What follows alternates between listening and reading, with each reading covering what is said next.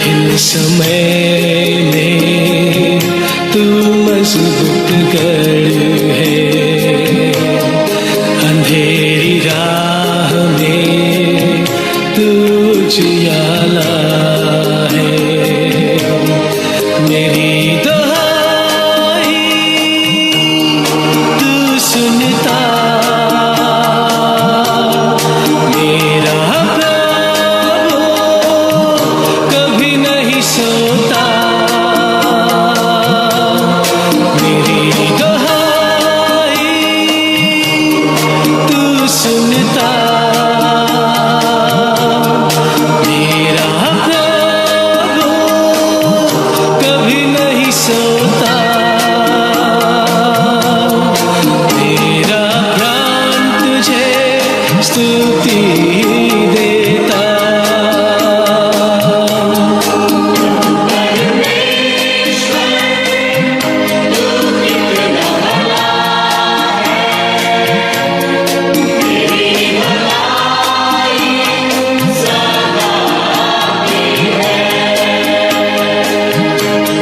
प्रभु यीशु मसीह के मधुर नाम में सबको जय मसीह की। Pentecostal church of God Sanjay कोयला नगर, हाउस ऑफ प्रेयर अमराडंडी अमलाई, यहोवा इरे प्रार्थना भवन शहडोल डिस्ट्रिक्ट की ओर से आप सबको हम हार्दिक अभिनंदन करते हैं। आज यह शुभ अवसर परमेश्वर ने दिया कि हम जूम के माध्यम से परमेश्वर की वाणी को एक दूसरे तक पहुंचाएं। हम प्रतिदिन संसार में भयंकर घटनाओं को देखते हैं। बाइबल इसके बारे में स्पष्ट से कहती है।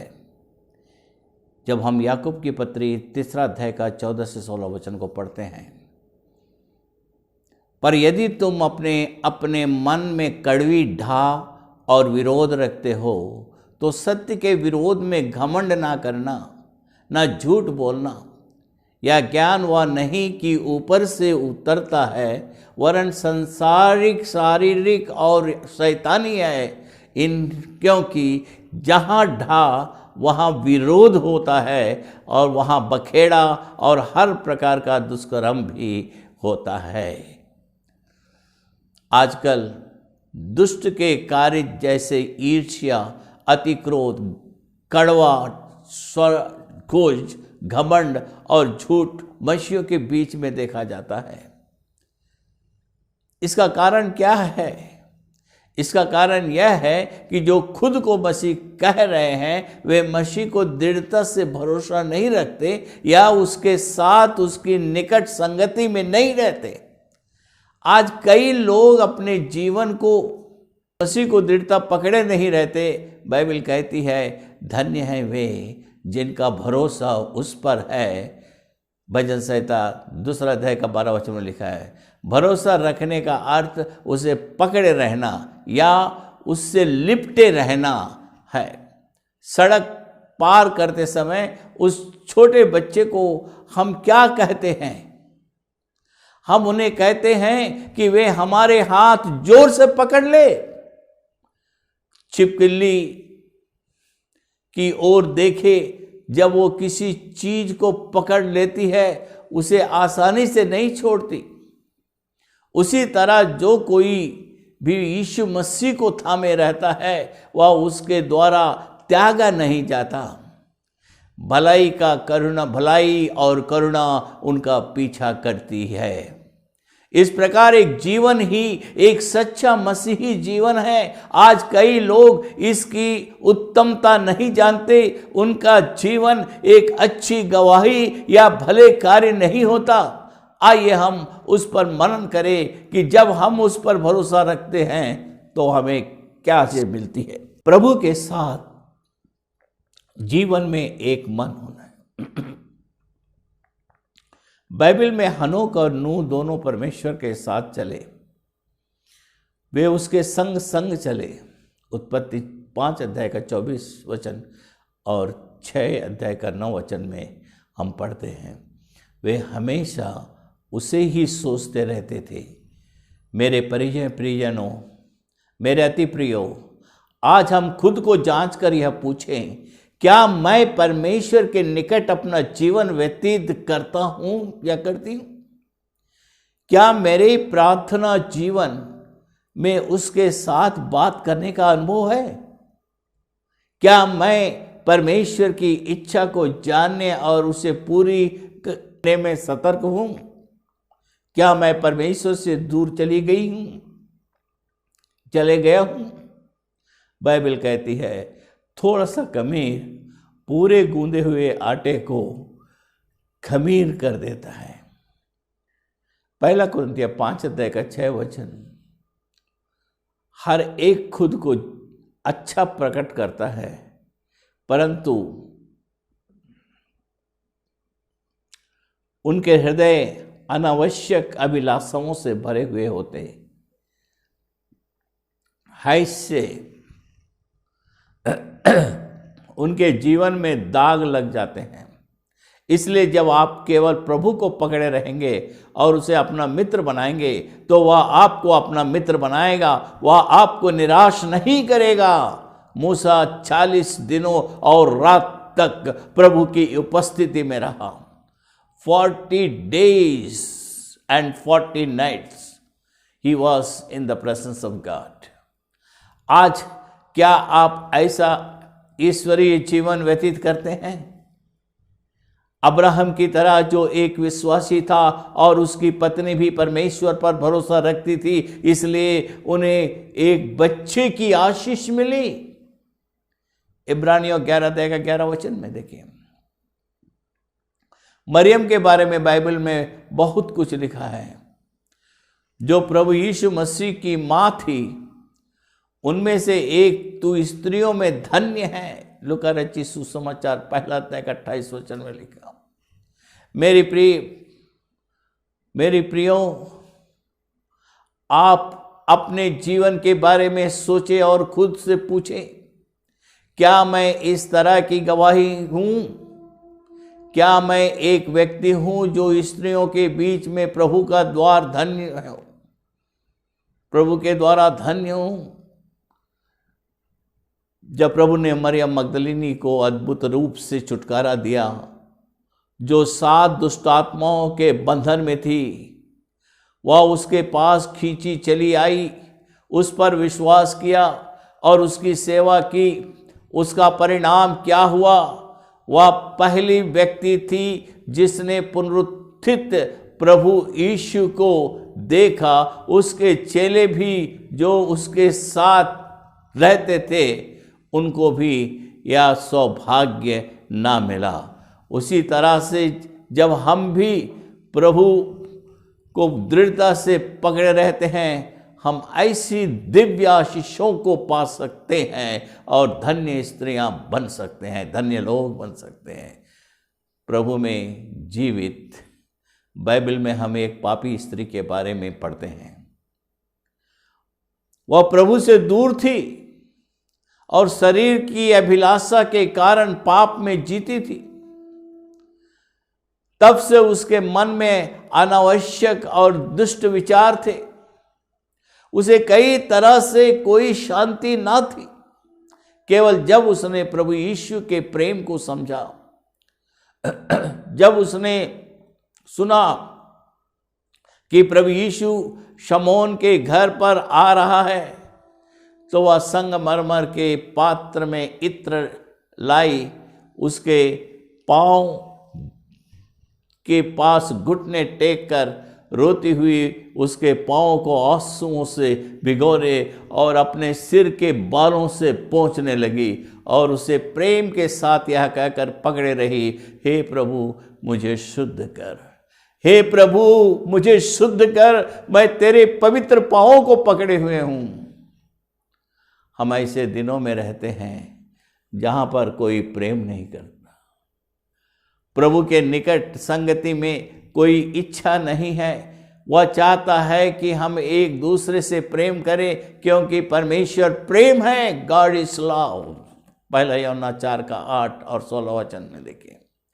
यही प्रेम हम परमेश्वर की उपस्थिति में पाते हैं जब हम चर्च को जाते हैं। चर्च हमें जाना है और वहां परमेश्वर के अभिषेक को पाना है और उसके वचन को गहराई से अपने हृदय में लेना है और वचन के अनुसार चलने की चौकसी करना है। मेरे प्रियो, यह पापमय स्त्री प्रभु के चरणों में उसके प्रेम को पाने के लिए दौड़ी। उसने उसके पाँव को अपने आंसुओं से धो दिया और उसे अपने बालों से पोंछ और उसके चरणों को जटामासी बहुमूल्य इत्र से अभिषेक किया। तब यीशु ने उससे कहा, तेरे विश्वास ने तुझे बचा लिया है, कुशल से चली जा। लूका रचित सुसमाचार 7 अध्याय का 50 वचन में तुरंत उसके प्रेम ने मरियम के हृदय को आनंद के साथ भर दिया। दिव्य शांति को उसकी समझ और वर्णन से बाहर थी। वह यह शांति जो संसार कभी भी दे नहीं सकती। फिलिपियों की पत्री 4 अध्याय का 7 वचन में संसार की जो शांति है वह अस्थायी रूप में मिलती है,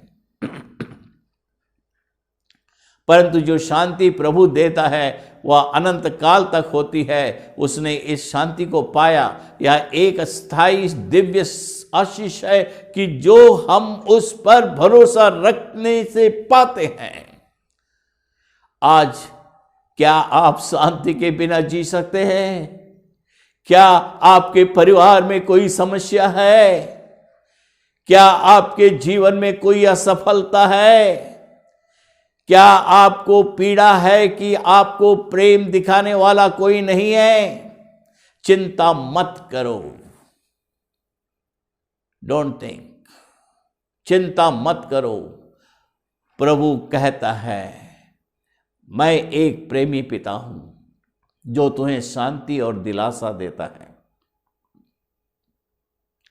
यह संसार में कोई प्रेम नहीं है, परंतु प्रभु प्रेम से भरा हुआ है। वह प्रेम से भरा हुआ है, इसलिए आज ही आप खुद को उसके चरणों में सौंपें। Come down unto his feet. वह आपको निश्चय सभी पापों, श्रापों और बीमारियों से छुटकारा देगा। He is the God of deliverance, he is the Lord of healing.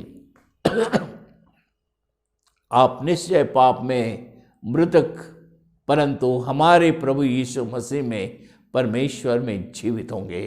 Romeo की पत्री 6 अध्याय का 11 वचन में प्रेरित पौलुस का। हमें एक धार्मिकता का जीवन जीना है। जब हम प्रभु को अपने उद्धारकर्ता के रूप में स्वीकार करते हैं और उसके प्रेम से भरपूर होते हैं, तब यह एक दिव्य अनुभव होता है। प्रियजन, क्या आप यीशु से प्रेम रखते हैं और उस पर भरोसा रखते हैं और उसके उद्धार को प्राप्त करते हैं? क्या आप पाप से छुटकारा पा चुके हैं और एक पवित्र जीवन व्यतीत कर रहे हैं? अपने जीवन को जांचें, अपने जीवन को जांचें। यदि नहीं तो उससे कहें, हे प्रभु, मुझे भी हनोक और नूह की तरह आपके संग संग चलना है। तब वह उसको अनुग्रह देगा। प्रभु यीशु ने क्रूस पर अपना प्रेम उंडेला। उसके प्रेम के द्वारा हमने उद्धार पाया है। हमें भरोसा है कि यदि आज हम मरते हैं तो हम स्वर्ग में जाएंगे। यही तो दिव्य धार्मिकता का जीवन है जो इस संसार में शरीर प्रेम मृतक होकर यीशु में जीवित होना है। कई वर्ष पहले एक विशेष माँ एक छोटे से शहर में रहती थी और वह बीमार थी और उसने परमेश्वर के सेवक को कहलवा भेजा कि वे उसके लिए प्रार्थना करें। जब परमेश्वर का दास वहां गया और उसके लिए प्रार्थना शुरू की, शैतान उसके सामने प्रकट हुआ और कहा, मैंने इस महिला के लिए एक बड़ा गड्ढा तैयार करके रखा। यह एक पापिनी है। जिस पल वह मरेगी तब मैं उसे एक उस गड्ढे में फेंक दूंगा। यदि तुम उसके लिए प्रार्थना करोगे तो मैं तुम्हें मैं तुम्हारे साथ भी वैसा ही करूँगा। परमेश्वर के इस जन के अंदर थोड़ा सा भय आ गया, फिर भी उसने क्रूस पर यीशु मसीह की ओर देखा। उस समय उसने क्रूस पर से एक वचन पाया जो इस प्रकार था, परंतु जब हम ज्योति में हैं चले, क्योंकि वह ज्योति है तो एक दूसरे से सभागता रखती है, और उसके पुत्र यीशु का लहू हमें सब पापों से शुद्ध करता है। पहला यूहन्ना पहला अध्याय का 7 वचन में लिखा है। उसी पल परमेश्वर के दास को उत्कट प्रार्थना करना आरंभ किया, उठकर प्रार्थना करना आरंभ किया। इस महिला के सब पाप यीशु मसीह के लहू से शुद्ध किए गए, धो दिए गए। इसे पवित्र कर प्रभु, और इसे एक नई सृष्टि बना है प्रभु। अभी इसी वक्त परिपूर्ण चंगाई दे।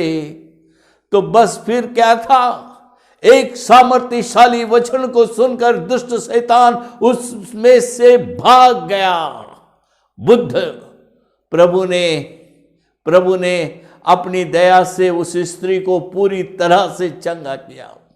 जब परमेश्वर का ये दास अगले ही रविवार को चर्च गया तो उसने एक सुंदर गाने को सुना। यह आवाज उस महिला की थी, उसे गले के कैंसर था, इसलिए वह कई दिनों से गाना गाने में असमर्थ थी, परंतु उस दिन उसने परमेश्वर को गानों के द्वारा स्तुति की और अपनी गवाही को उसकी महिमा के लिए बांटी। हाँ, जब हम मसीह पर भरोसा रखते हैं तो वह हमारे जीवनों में ऐसी महान आशीषें देता है। हम प्रार्थना करें।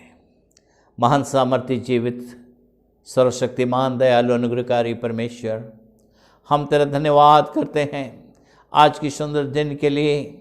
धन्यवाद देते हैं खुदा, तेरे पवित्र वचन को यूट्यूब के माध्यम से हर एक के जीवन तक पहुंचाया। हर एक के घर में, परिवार में, बच्चों में तेरी ये वचन पहुंचने पाया, और जितनों ने इस वचन को सुना, पढ़ा, ग्रहण किया, ये सब तेरे द्वारा आशीषित होने पाए। उनके जीवन खुशियों से भर दे, जीवन में शांति और सफलता प्रदान कर, हर ज़रूरतों को पूरी कर। सारी महिमा वो तुझको प्रकट करने वाले बने हैं प्रभु यीशु।